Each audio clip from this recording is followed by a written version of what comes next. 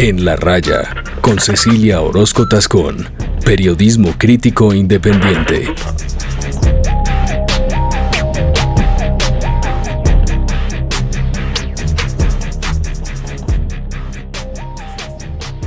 Hola, soy Cecilia Orozco. Bienvenidos al podcast de la revista Raya.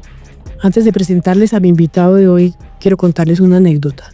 Siendo yo entrevistadora, como soy hoy, del Espectador, hace unos años, 2008 si no estoy mal, entrevisté al presidente de la Corte Suprema, quien me contó que en ese momento lo había llamado el presidente de la República a preguntarle por un proceso penal en el que estaba su primo Mario Uribe.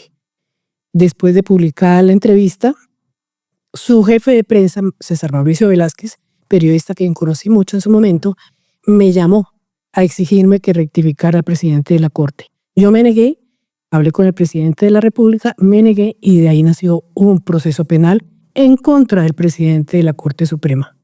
Mi invitado de hoy es el ex magistrado César Julio Valencia Copete, en ese momento quien dirigía, era el vocero de la Corte. Gracias, doctor César Julio Valencia Copete, por venir a nuestro episodio de este podcast.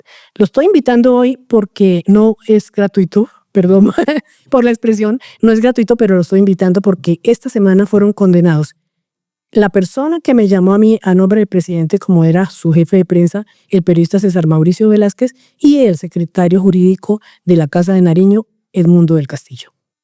Bien, recordémosle a nuestras audiencias cómo empezó el enfrentamiento suyo cuando era presidente de la Corte Suprema en 2007 con el presidente de la República del momento, Álvaro Uribe Vélez, que a mi juicio fue un enfrentamiento el más grave que ha tenido institucionalmente Colombia después de 1985 con la toma y retoma del Palacio, pues que eso fue un horror.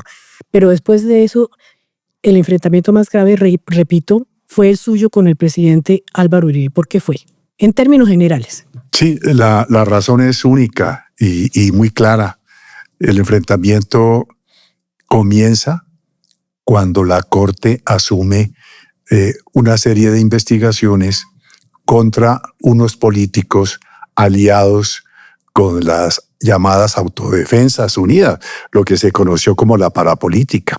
A raíz de eso, la Corte empezó una serie de investigaciones muy serias, fundadas y apoyadas en medios probatorios, y recuerdo muy bien, en febrero del año 2007, yo era ya presidente de la Corte, dictó una medida de aseguramiento contra varios congresistas, muchos congresistas, 7, 8, y eso desde luego tuvo que molestar e inquietar al presidente de la época. A raíz de eso viene una serie de sucesos. La Corte continúa las investigaciones, dicta otras medidas.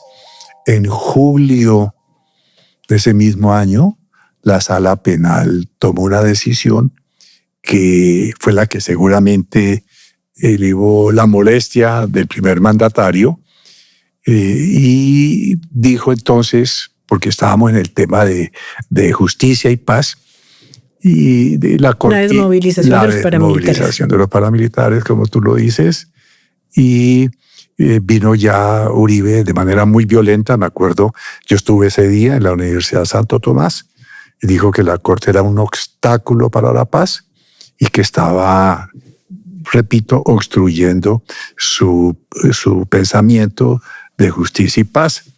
Yo como presidente de la Corte hice varios pronunciamientos. Entre ellos recuerdo mucho que me pronuncié y dije que la Corte simplemente estaba acatando la ley, la jurisprudencia, en el sentido de no darle el tratamiento de delito político a delitos comunes cometidos por paramilitares. Entiendo que se procuraba darle unos privilegios a estas personas, y esa sentencia él creyó que impedía su propósito. Eso fue el punto toral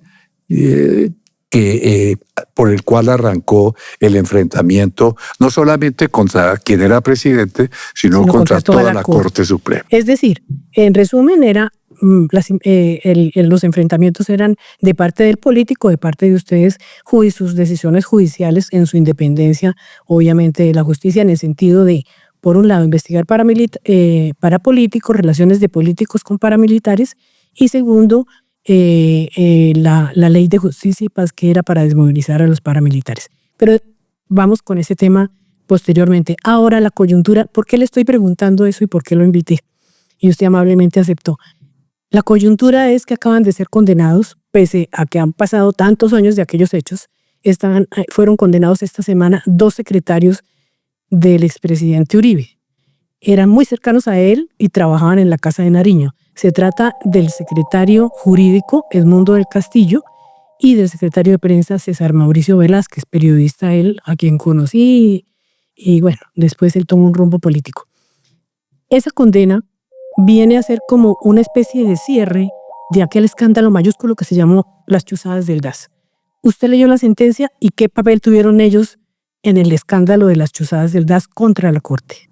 Sí, leí la sentencia y me llama la atención porque la sentencia misma dice, no es una opinión personal, que el hecho de los señores César Mauricio Velázquez y Edmundo del Castillo no son hechos aislados, que hay una hilación, hay una cuerda entre la condena de ahora con los hechos que empiezan, como le acabo de referir, en el 2007. En eso, la sentencia reciente de la Corte de la semana pasada es categórica. Dice, estos hechos no son aislados. Y lo ubica en el tiempo, en el 2007, y en las circunstancias de modo y lugar también referidas a la actuación de la Corte, de las reuniones para desprestigiar la Corte, todo en busca de todo debido a las investigaciones que había empezado. De modo que repito, es categórica, contundente el fallo de la Corte Suprema de Justicia en el sentido de trasladar los hechos que usted conoció o que desembocan en la sentencia con los sucedidos en el año 2007. Eso es sumamente claro. Bien, ellos fueron condenados por concierto para delinquir. Sí. Ese tipo penal. Ajá. Es decir, lo que está diciendo la sentencia, la que también leí, es que ellos participaron plenamente en el complot desde la Casa de Nariño, casi que fue centralizado en la Casa de Nariño. No puede hablar uno de gobierno en general, desde la Casa de Nariño contra la Corte Suprema. Ese complot se conoció como chuzadas del DAS. Le estoy haciendo el recorderis para las personas que ya han olvidado un poco el tema. ¿Cuál fue el papel, qué papel cumplieron del Castillo y Velázquez en ese complot? En preciso de segunda sentencia. Sí, usted ha dicho algo muy importante que yo quiero precisarle en su programa. La Corte, claro que no es nuevo, la Corte lo ha dicho en otros fallos, en el otro fallo de 2015 contra Bernardo Moreno y María del Pilar Hurtado, pero esa no es su pregunta. Aquí lo vuelve a reiterar con énfasis que todo viene dirigido por la Presidencia de la República. Solo repite 3 o 4 veces el fallo. Dice, el círculo máximo de presidencia. Emplea otro calificativo semejante. Todas las órdenes vienen de Presidencia de la República. Ahora, ¿cuál fue la función de César Mauricio Velázquez y Edmundo del Castillo? Ahí también estoy casi que transcribiéndole a usted. Dice, ellos fueron receptores de las informaciones, de esas informaciones indebidas y falsas, y fueron los mismos que después la transmitieron a los medios de comunicación. Y habla de dos periodistas y de 2 artículos, uno que se llama El Mecenas de la Justicia y otro que se llama La paja en el ojo ajeno, si mal no recuerdo. Pero ellos recibieron, auspiciaron, preguntaron, indagaron, pero no se quedaron ahí, sino que de manera indebida y abyecta transmitieron eso a los medios de comunicación. Yo se lo quiero transmitir en palabras más sencillas, porque usted es mucho más docto que yo, por supuesto. No. Es decir, desde la Casa de Nariño se ordenó al DAS de la época, es decir, la Agencia Nacional de Inteligencia de hoy. El DAS era Departamento Administrativo de Inteligencia, que dependía directamente de la presidencia. Se ordenó chuzarlos a ustedes, como se dice vulgarmente, o, en palabras mejores, interceptarlos, hacerle seguimiento a los magistrados de la Corte Suprema indebidamente, porque una interceptación de comunicaciones se puede dentro de la ley, pero solamente cuando hay sospechas fundadas de que alguien está cometiendo delitos y de previo autorización de un juez. En el caso de ustedes era insólito que desde la Casa de Nariño se interceptara, se espiara, y además con fines de descrédito a los magistrados de la Corte Suprema. César Mauricio Velázquez y Edmundo del Castillo se encargaron de la parte de recibir la información que los agentes del DAS les daban y después pasárselo a los medios de comunicación. ¿Eso es lo que quiere? Eso lo dice con claridad Palmaria, la sentencia última de la Corte. Y también lo había dicho antes la Corte. También, esa fue la función de ellos y otras personas. En la sentencia se cita a las personas que intervinieron. Recuerdo, entre otros nombres, que estuvieron también el señor Jorge Mario Isman, José Obdulio Gaviria y otras personas ahí en varias reuniones. Ahí están las fechas exactas en las que se reunieron. Y esas órdenes provenían de la Presidencia de la República, y el propósito toral fundamental, entre otros propósitos, pero la Corte hace énfasis, era desprestigiar a la Corte. Claro, había otros motivos también protervos, como atacar a Gidis Medina.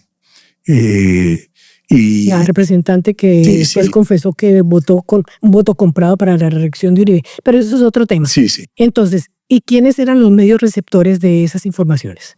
¿Se acuerda? Sí, porque la sentencia lo dice. Era Semana. Semana, entre otros medios, sí, la menciona. Y el tiempo, la sentencia no cita el tiempo, pero la sentencia sí cita el artículo. La paja en el ojo ajeno, que si estoy casi seguro, lo confirmará usted. Eso lo publicó El Tiempo. De la columnista Salud Hernández. Sí, señora. Que todavía está vigente. Así es. Y el otro artículo era de otra periodista muy conocida en la época, Gloria Congote, que ya falleció. Sí, ese nombre, si mal no estoy, también está en el último fallo. ¿En cuál? ¿En otro fallo? No, en este fallo, en el reciente. Sí, me estoy refiriendo a este. Sí. Ahora bien, como usted lo dice, no solamente eran ellos dos, ellos fueron los últimos condenados. No sé si hay más juicios pendientes, pero era todo un círculo muy cercano al presidente el que estaba haciendo eso, entre otros, pues actriz principal, protagonista principal de todo ese complot era quien era directora del DAS, del Departamento de Inteligencia, María del Pilar Hurtado. Ella fue condenada en 2015, entiendo que a 14 años, fue la que mayor condena recibió. Y ella, a su vez, recibía instrucciones del secretario general de la presidencia, Bernardo Moreno, quien también estuvo condenado. Así que lo que le quiero es preguntar, todo ese círculo se comprobó, usted recuerda, como presidente de la Corte Suprema, usted recibía toda la presión, se comprobó en esta sentencia y en otras, o no, que todo ese círculo estaba organizando el complot contra ustedes. Sí. Fue un concierto, fue un acuerdo de voluntades común, eso lo dice la sentencia. Voy a utilizar palabras, repito, no mías para que quede más claro, fue una empresa criminal, una organización criminal. Y yo lo digo sin eufemismo porque la Corte utiliza grupo, asociación, fue toda una banda que se montó alrededor para varios fines. Entre ellos, el central, el fundamental, lo dice la sentencia, fue desprestigiar a la Corte en su vida personal, a desprestigiarlo desde el punto de vista financiero. Acuérdese, Cecilia, que ahí también estuvo metida la UIAF, La UIAF, la Unidad de Análisis Financiero. Financiero. Existe, sí. Ahí estuvo metida, ahí están citadas las personas que fueron, ahí fueron 2 funcionarios y estuvo vinculado el director de esa agencia del Estado también. Y también fue condenado, ¿no?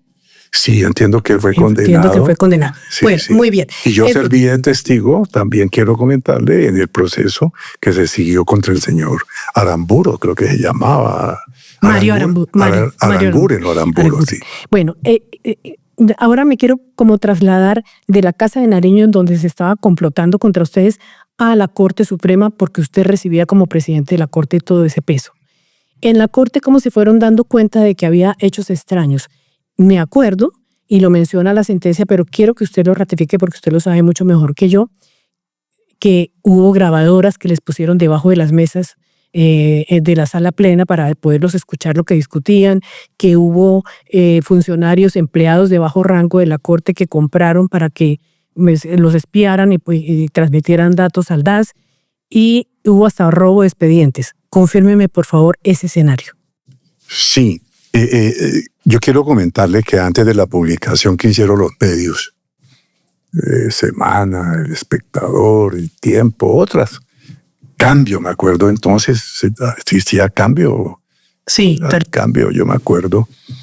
La Corte antes de eso ya venía sospechando de lo que nos estaba ocurriendo. Evidentemente, nosotros empezamos a oír escuchas, ruidos raros en nuestros teléfonos, seguimiento, en el apartamento veíamos carros alrededor de forma extraña, y todo eso después se vino descubriendo nuestros teléfonos, en mi caso el de mi hija, mi madre, el círculo allegado, bueno, y de todos los magistrados. Ahí está un documento oficial que da los teléfonos de todos los magistrados que estábamos interceptados. Y vimos la señora que nos llevaba los tintos, Janet, creo que se llamaba, ella ponía, nos dimos cuenta luego de las investigaciones, la grabadora, también sacaban, nos vinimos a enterar que sacaban copias de manera indebida de los expedientes, y bueno, y que personal ajeno se introdujo en la Corte. Había un conductor inclusive involucrado, me parece, de un magistrado auxiliar de la Corte. Fue una serie de hechos que yo no terminaría hoy de contarle a usted. ¿Usted personalmente fue víctima? Sí. No solamente se enfrentó con el presidente de la República, cosa que le voy a preguntar después, sino que fue víctima directa de esos seguimientos, de ese complot. ¿De qué manera fue víctima? ¿Qué está establecido ya según las sentencias? Sí. A mí me interceptaron los teléfonos, como acabo de decirle, el de mi madre, que ya falleció, el teléfono de mi hija. Yo tenía 2 teléfonos en la Corte, ambos están interceptados. Además de eso, yo percibía que me seguía al apartamento. ¿En donde los carros en la calle? Sí. También hay un artículo muy importante, Cecilia, que a mí me impresionó por la precisión y concreción, un artículo del periodista Daniel Coronel. Quiero confesarle que eso fue de las cosas que más me impresionó en ese artículo, que usted lo encuentra en un libro que él escribió compilando sus columnas, donde dice: Valencia, refiriéndose a mí, se movía tal día a tal lado, y ese día lo seguían los detectives del DAS, y da los nombres, fulano y sultano. El día tal se trasladó a la casa de fulano de tal, y ese día lo siguieron los detectives tales y tales. O sea, con nombres exactos da los nombres de varios detectives del DAS. Bueno, una serie de oprobios. A su hija también, ¿no? A mi hija, una vez íbamos en el centro comercial. Su hija, que era adolescente. Afortunadamente estudiaba en el exterior en ese tiempo, pero vino a vacaciones. Íbamos a un cajero y fuimos, nos empujaron de 2 personas y nos insultaron. Una vez aquí cerca, en el Centro Internacional fui agredido verbalmente, una vez con la... Y en muchas ocasiones, bueno, y la culminación de todo fue la denuncia penal, tratando de amedrentarme o arredrarme, que usted conoce, que el país supo. La denuncia penal del presidente de la República. Del presidente de la contra República. Usted en calidad de presidente de la Corte. Sí, así fue. Eso ocurrió después de una entrevista que en su momento usted hizo conmigo. Así es. ¿Por qué la molestia del presidente de la República en su contra? Sí, yo recuerdo mucho la entrevista que usted de manera muy profesional me hizo. Y entre otras preguntas, me preguntó si yo había recibido una llamada del exterior del señor presidente Uribe. Y yo le respondí tajantemente que sí me había llamado y que el presidente estaba muy molesto. Coincidió con el tema de su primo Mario Uribe. La Corte había tomado una decisión. A mí me pareció un acto de intrusión y de intromisión que el presidente de la República llame a molesto por lo que estaba operando era la justicia, ¿no? La independencia judicial. A raíz de esa entrevista, el señor presidente, yo estaba, por casualidad, estaba en el exterior, me ha invitado una invitación oficial del Ministerio de Justicia, y el presidente me pidió que me retractara. Me llamó, me escribieron al hotel donde estaba hospedado. Yo dije que no me retractaba, que lo que había dicho yo y lo que la periodista, usted, Cecilia Orozco, había plasmado en ese domingo de febrero de 2008, se ajustaba con estrictez a lo que yo había dicho. Como no me retracté, entonces el presidente de la República me formuló denuncia penal y un trámite muy largo que terminó, pues, a mi favor. Eso le iba a preguntar. Bueno, pero lo que en concreto usted dijo en esa entrevista y que no se quiso retractar pese a la presión del presidente o a la petición del presidente, que también me la hizo a mí. Sí. Le confieso, no sé si yo alguna vez le conté también, el presidente me llamó a través precisamente de César Mauricio Velázquez. Sí, hoy condenado, no sabía eso. Hoy condenado a decirme que era mentira lo que usted me había dicho y que por favor lo rectificara. Yo le hice la respuesta lógica, es: yo no puedo rectificar a mi entrevistado. Y lo que el entrevistado mío me dijo es exactamente lo que está transcrito ahí. Pero lo que le quería era recordar esa molestia del presidente con usted como presidente de la Corte fue porque usted confirmó que él le había preguntado por el proceso de su primo Mario Uribe, quien también fue condenado posteriormente. Eso fue el detonante y definitivamente para usted era una indebida presión del jefe de Estado a la rama judicial que no depende de él. ¿Son independientes? Sí, yo creo que era una serie de enfrentamientos. A mí me tocó, pues, en aras de preservar la independencia, la autonomía de la rama judicial, no solamente de la Corte, de la rama, estaba de por medio la independencia. Una serie de hechos, que algunos de los cuales les he narrado, pero yo creo que el punto central, lo que definitivamente determinó la denuncia, lo máximo, fue el tema de su primo Mario Uribe. ¿No? Yo creo que ese fue el punto que lo condujo a él a formular una denuncia temeraria contra quien le está hablando. Están vigentes todavía los abogados de aquel momento. Sí. Por eso le voy a preguntar, ¿quién era su apoderado y quién fue el apoderado del expresidente Uribe en ese momento jefe de Estado? Yo tuve la fortuna de tener un amigo, compañero de universidad, coterráneo, condiscípulo, el doctor Ramiro Bejarano Guzmán, y fue mi abogado. También fueron mis abogados Jesse Reyes, el hijo del presidente Alfonso Reyes Echandía, profesor de quien le habla, y un expresidente de la Corte Constitucional, Alfredo Beltrán Sierra.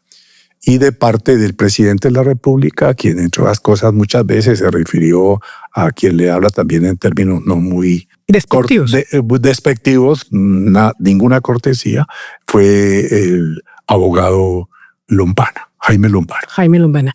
Ese proceso se adelantó como correspondía por el rango suyo como magistrado y presidente de la Corte en la Comisión de Acusaciones de la Cámara, ¿no es verdad? Sí. ¿Cómo terminó? Antes a mi favor. Antes a mi favor, y entre cosas quiero decirle, Cecilia, que tal vez usted ahí no conozca y usted no recuerda. Entre otras cosas, a mí me llamaron varias veces a conciliar. Y yo... ¿Quién lo llamaba a conciliar? ¿El propio Lombana? Terceros. Terceros. Que por favor quiero omitir los nombres, terceros. Sí. Y también me llamaron y el presidente y me citaron una audiencia de conciliación. Yo siempre rehusé conciliar y dije que me sometía al trámite del proceso correspondiente y terminó con una decisión a mi favor. ¿Hoy queda algún vestigio de rencor entre usted y el expresidente Uribe o no existe ninguna relación? Ni para bien ni para mal. Pues yo no sé qué piensa el presidente. Lo que sé es que después de eso, el presidente en otras ocasiones se ha referido en términos no muy comedidos. A mí me ha inventado historias, por supuesto, todas mentirosas, historias que han salido publicadas en Londres. Después ha ocurrido. Seguramente esta entrevista también le va a provocar una molestia. Es muy probable, Cecilia, porque yo trato de no salir a los medios. Estoy narrándolo casi que no con palabras mías, sino con hechos. Todo lo que le estoy diciendo, todo, está totalmente documentado, soportado en pruebas. Usted tiene un archivo muy organizado. Sí, lo tengo todo desde el folio 1 hasta el último folio del expediente. Le voy a continuar preguntando, pero antes le pido que hagamos una pausa para escuchar, para atender una historia que construye paz, patrocinada por la Agencia de Reincorporación y Normalización ARN, que también patrocina este episodio. Qué bueno. Agencia para la Reincorporación y la Normalización, ARN y Revista Raya. Historias que construyen paz.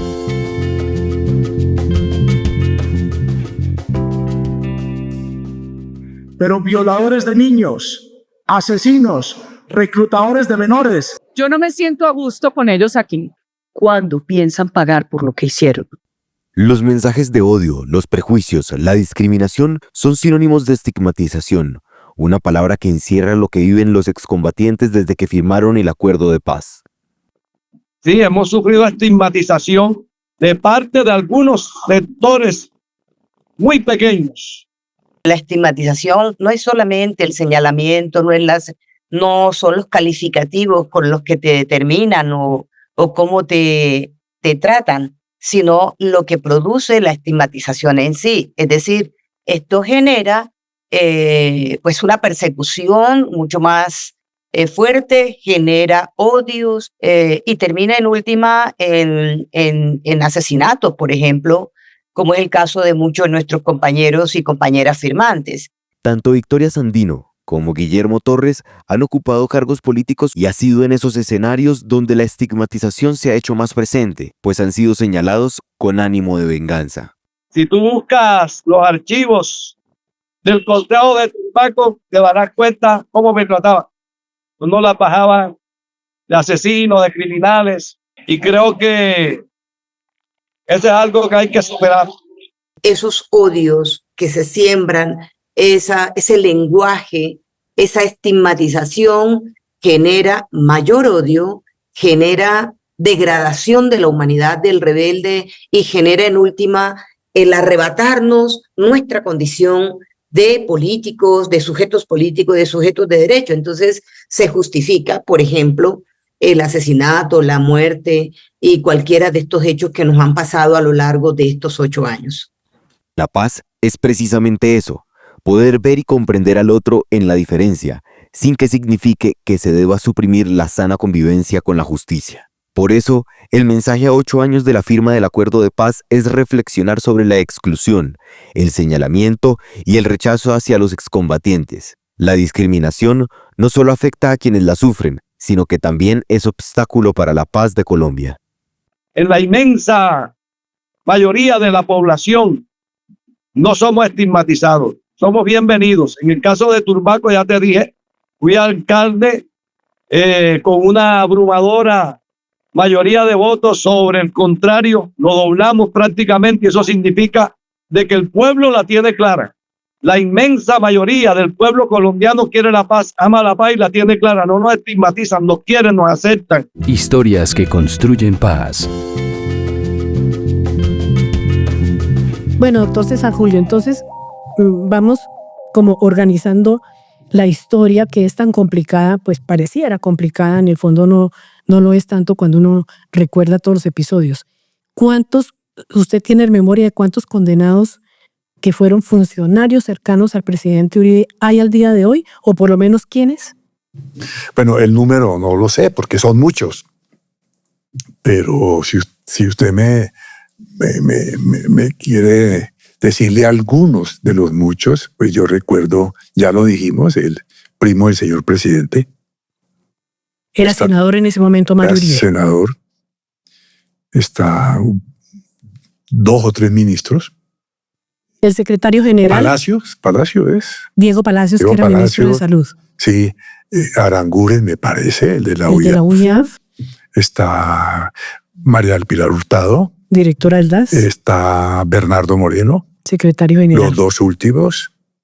Bueno, y son tantos que... Y muchos agentes del DAS. Y muchos agentes del DAS. Incluyendo... Está un funcionario muy importante, un señor Tavares, que era el director de inteligencia del DAS. Eso yo decía. El director de contrainteligencia, un señor Lagos. Bueno, y había mandos medios y mandos bajos. Y mandos bajos. Sí. Aunque yo quiero ser reiterativo, que la sentencia de ahora, como la anterior, son claras en decir que todo venía direccionado del círculo más cercano de la presidencia de la República. ¿Del presidente? Sí. Bueno, aparte de usted, hubo otros magistrados que también fueron seguidos, perseguidos, espiados en sus casas, en sus comunicaciones de manera ilegal. Hay que reiterarlo porque si fuera ilegal es otra cosa, hay un proceso judicial en curso. Pero en este caso, pues obviamente era de un poder, el poder ejecutivo de quien maneja el gobierno, y el otro poder que era independiente totalmente, que era el poder judicial, o sea, representado en ustedes en la Corte Suprema.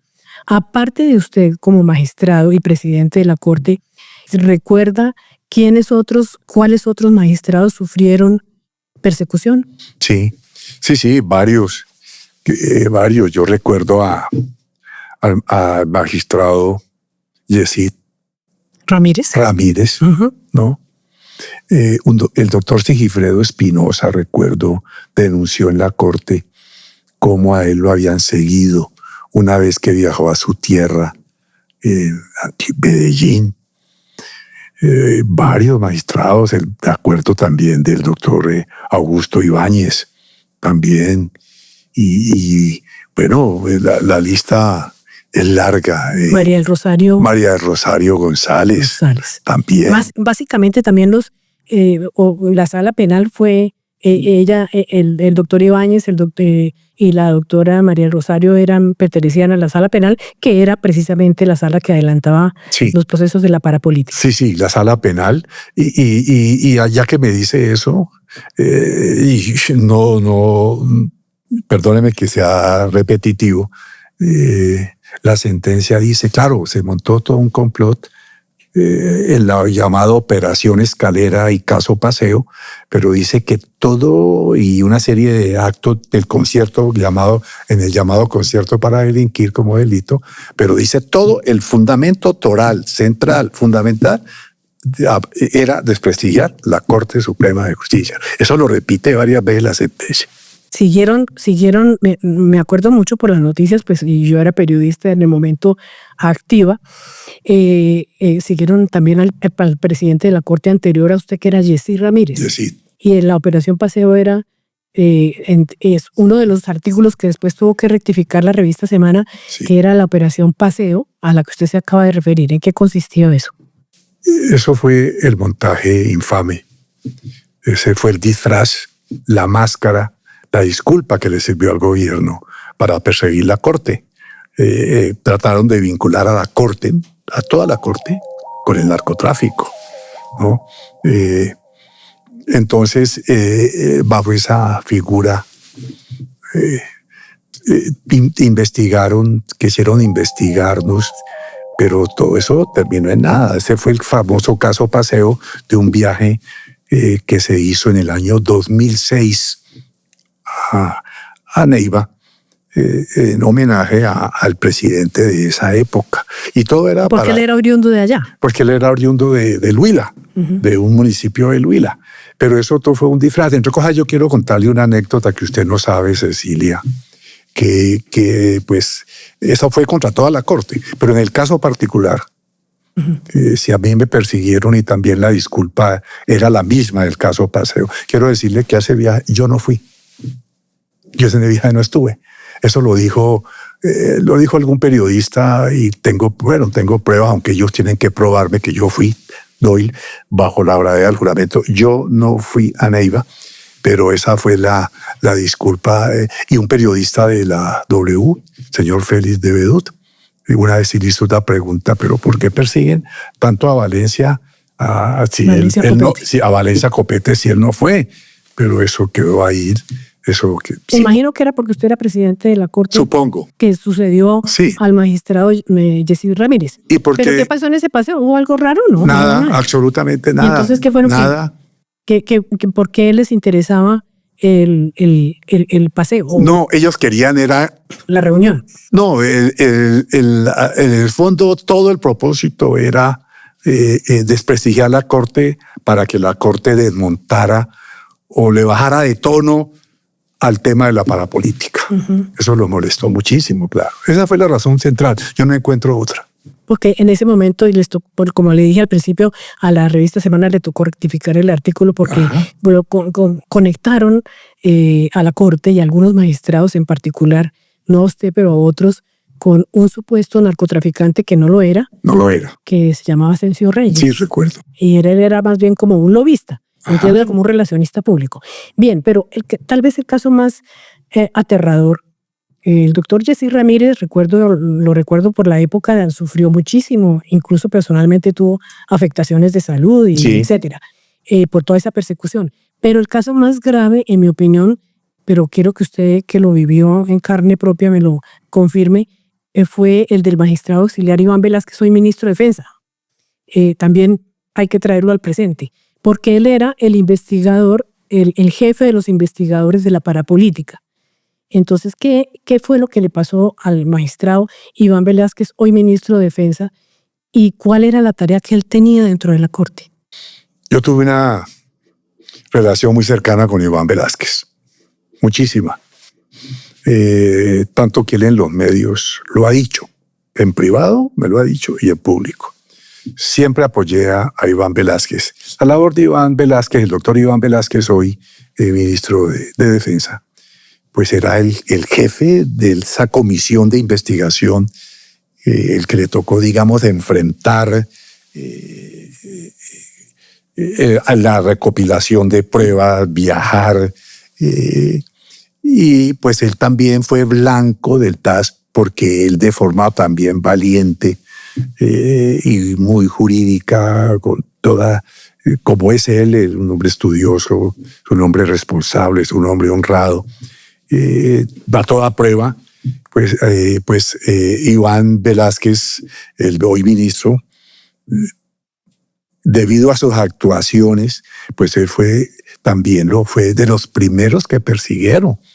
Yo salí, recuerdo mucho, y el doctor Iván Velázquez lo ha dicho en público, insisto, yo fui el primero tal vez en defender a Iván Velázquez.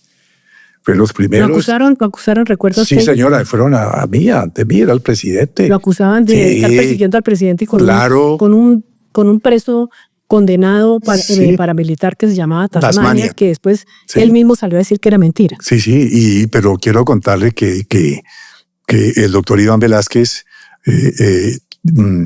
fue blanco de toda serie de infamias, de infundios, trataron de desprestigiarlo, él salió adelante, todo el caso Tasmania, que en última fue una farsa que quisieron montar. Él actuó como correspondía y bueno, él también fue objeto, materia, sujeto, no sé cómo decirle, de todo tipo de persecuciones, ¿no? Pero bueno, y su familia. De su familia también, ¿no? En una entrevista que hizo a la W, que la tengo, él refiere lo que usted me está preguntando con más detalle y demuestra cómo a raíz de también fue uno de los motivos, ya que me acuerdo, dice el doctor Iván Velázquez, uno de los motivos para que persiguieran al doctor Valencia fue porque él salió en mi defensa.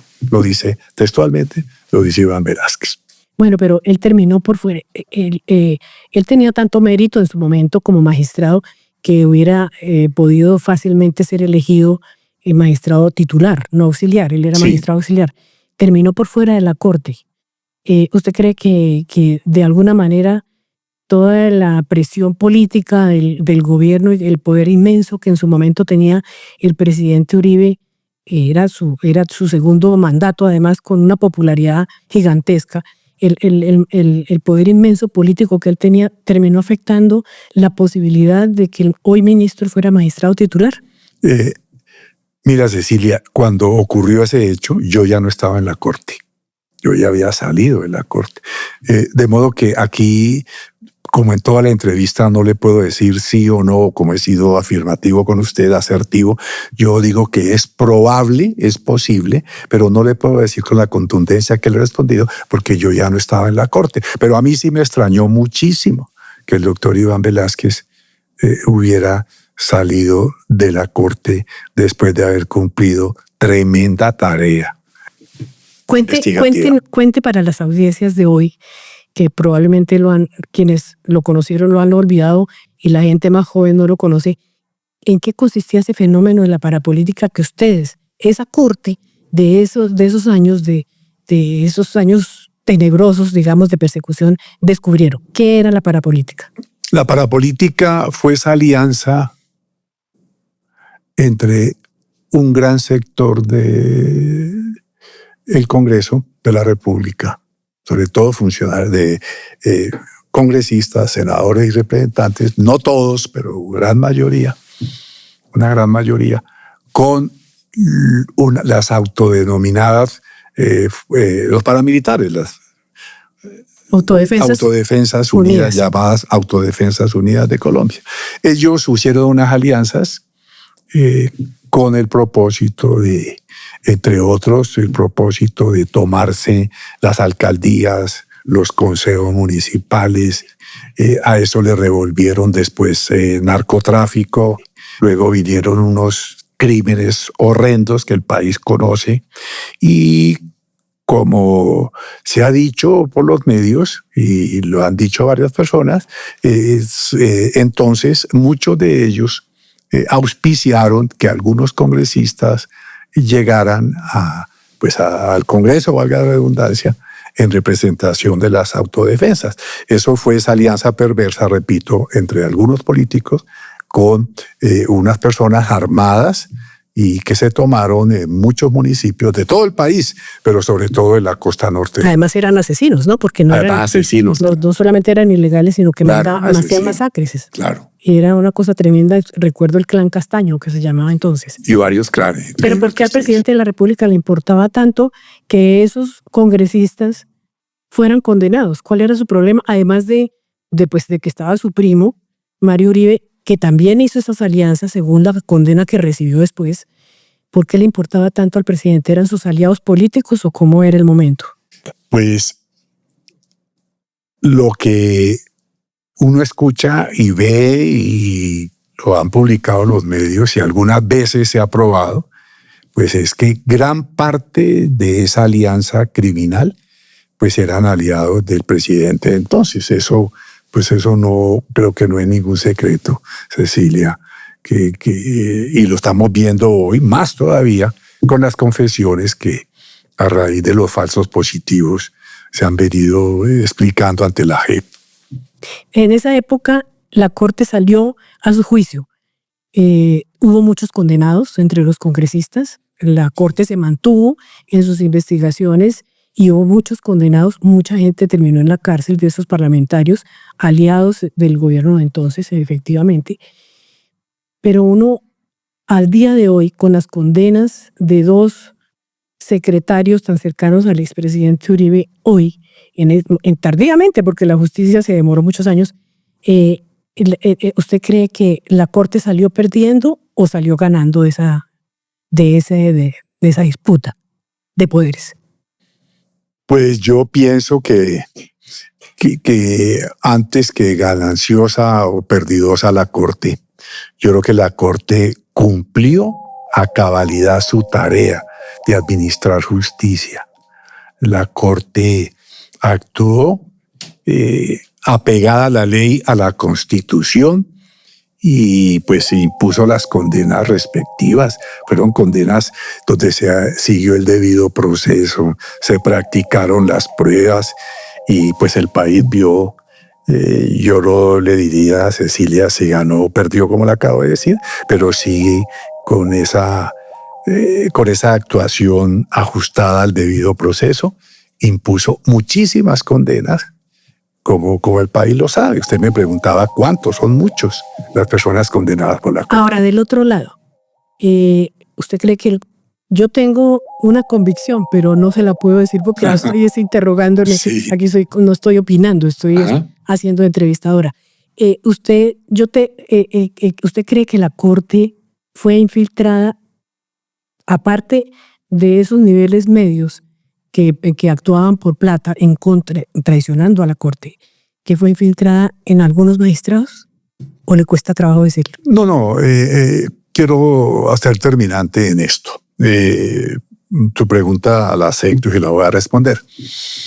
Lo que le puedo asegurar y invito al país a que, y en comunicaciones, en diálogos con varias personas, les he dicho, en la época nuestra, no quiero decir que ahora estén actuando indebidamente, pero en el periodo nuestro, yo le hablo de 2000, que fue la época dura, difícil, 2002 a 2010, que esa época nunca percibimos que la Corte hubiera sido infiltrada. Uno hablaba con sus colegas, era una cosa muy seria, nadie trataba de hablar por otro. Eso era meterse en un tema de expedientes, eso era una cosa muy grave, eso no ocurría. Después, lastimosamente, sin dar nombres, los medios hablan y las pruebas, y no solamente los medios, corrijo, las pruebas hablan que esos hechos que se llama denominado cartel de la toga, seguramente me está preguntando de eso, pues eso ocurre 2012, si usted mira las probanzas, 2012 en adelante. Pero yo... Años después. Yo no sé, yo sí sé, corrijo, que pienso que, claro, es un problema muy grave, muy delicado, eso altera la credibilidad de la Corte, pero yo sigo confiando en los jueces, sigo confiando en la justicia, en la Corte Suprema, y yo pienso que parece, pues eso dicen las sentencias y tenemos que respetar el Estado de Derecho, sentencias que han condenado a unos magistrados, pero yo sigo pensando, a pesar de que parezcan palabras protocolarias o palabras comunes, yo sigo pensando que son casos aislados y que la Corte, aún con tremendo problema, sigue hoy cumpliendo su tarea de ser garante de la administración de justicia, ¿no? Y mantiene esa independencia. No quiero con esto decirle que pueda haber casos excepcionales. Haya casos excepcionales, es posible. Pero con tanta condena como hubo del círculo más estrecho del entonces presidente Álvaro Uribe, la pregunta obvia es ¿por qué todas esas condenas, y ni siquiera judicialmente, porque aquí es muy difícil juzgar a un presidente de la República hasta la fecha, ¿por qué no tocó políticamente al jefe de Estado, siendo que estaba, uno podría decir, sin apasionamientos, que había un atentado contra la democracia del Ejecutivo contra el judicial, el Poder Judicial. ¿Por qué nada lo afectó al expresidente Uribe, que parecía seguir teniendo una popularidad inmensa? ¿O sí lo afectó? Bueno, el presidente Uribe, en mi opinión, independientemente de la decisión que tomen los jueces sobre él, la responsabilidad, para mí me parece que las actuaciones, por lo menos la responsabilidad política, social, sí se vio afectada, porque no está bien visto en ninguna democracia que un presidente de la República se entrometa en la decisión de los jueces. Yo voy a contar una anécdota. Cuando fui presidente de la Corte, el presidente de la Corte nos citó a que fuéramos a explicar una decisión, la que le comenté. ¿De cuál corte? La de la Corte Suprema, de la Sala Penal. ¿Antes de que usted fuera presidente o después? No, siendo presidente. Uh-huh. Que cuando la sentencia de julio de 2007. El presidente de la Corte no, que dijo de la Corte, el presidente de la República. De la República, corrijo, de la República. Y la Corte se paró y hay un comunicado escrito donde le decimos, la Corte no tiene por qué ir a Palacio y menos a explicarle una decisión judicial al presidente de la República. Si el presidente quiere venir a la Corte, que venga, se recibirá como jefe de Estado, pero la Corte no tiene por qué, y además rechaza los actos de intromisión del presidente de la República que el país conoció. ¿Y usted cree que de ese episodio, y le voy a hacer otra pregunta posterior, de ese episodio, qué lecciones puede tomar el país y tomar la sociedad colombiana? Ese enfrentamiento, esa persecución comprobada del Ejecutivo hacia el Poder Judicial, y tanta condena que hay, porque es que no es cualquier cosa, está condenado prácticamente todo el círculo cercano al entonces presidente Uribe. ¿Qué lección puede sacar en materia de democracia, digamos, o de antidemocracia? Sí, pues yo creo que la lección grande, entre otras, es el tema de la separación de poderes. El respeto. El respeto. Y eso se lo dijimos nosotros y lo reiteramos en muchos comunicados, que en toda democracia y en Colombia debe cada loro de su estaca, y perdóneme el término. Está perfecto, la gente entiende bien así. Sí. De modo que si bien debe haber una colaboración, dice la Constitución Nacional, debe haber un respeto, y ningún presidente, el que sea, debe entrometerse en los otros poderes, y en el caso particular con los jueces de la República. Si algo caracteriza a la judicatura, a los jueces del país, es la independencia. Donde un juez no sea independiente, no está traicionando su investidura de juez o de magistrado. De modo que, y para mí la gran lección de todo esto es que está muy mal. Eso quiebra todo principio democrático, que el Poder Ejecutivo, en el caso particular, se hubiera entrometido de manera grave y peor, tendiente a desprestigiar la Corte. Eso no puede ocurrir en ninguna sociedad. Y ahora mi última pregunta. Para seguir con los dichos, el enfrentamiento, lo pongo entre comillas porque no sé si llamarlo así, o la distancia que hay entre las cortes de hoy y el presidente actual, Gustavo Petro, ¿se parece a aquella época o, como le digo, un refrán, o esto es un bolero comparado con lo que pasó? Yo creo que ha habido diferencias, discrepancias entre el actual presidente y la Corte. Y es posible pensar que el presidente pueda haberse equivocado en algunas expresiones, en algunas actuaciones, pero lo digo con la mayor objetividad. Yo pienso que lo que está ocurriendo ahora no se compara en nada con lo que entonces ocurrió.